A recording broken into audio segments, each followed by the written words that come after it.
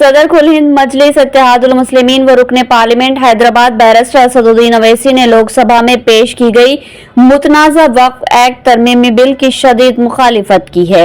Parliament में इस बात पर इजहार ख्याल करते हुए बैरिस्टर असदुद्दीन अवैसी ने कहा कि ये इस बिल के जरिए मरकज की बीजेपी हुकूमत ने वाज़े कर दिया है कि वो मुसलमानों की दुश्मन है। इस बिल के जरिए हुकूमत मुल्क को बांटने का काम कर रही है, जोड़ने का काम नहीं कर रही।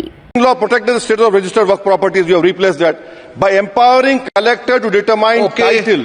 You are violating principle of rights of justice that one may not be a judge in their own cause. Section 61. If DOM says to Mutawalli, make this masjid as a government property, if does not listens, punishable offence.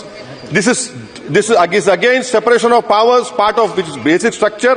This bill excludes tribunal decisions from being final. If collector has been replaced by tribunal, and who is going to sit in the tribunal? A retired government judge and a retired government employee. How can the nominee be a part of this composition, sir? Officers can be appointed technical members. 83 states that joint secretary at the tribunal. Waqf properties, sir, are not public properties. By removing waqf by user, this government wants to take over dargah, masjid and waqf properties, sir. Take this example of 107. You have made it more difficult to be removed. Encroachment happens. Section 37 removes protection to work properties. Section 40 prejudicial amendments. And the government is, sir, government बोल रही है, sir मैं खत्म कर रहा हूं sir, आधा minute.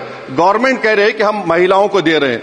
मुझे यकीन है कि आप बिल्किस बानो को और जकिया जाफरी को मेंबर बनाएंगे, मुझे यकीन है।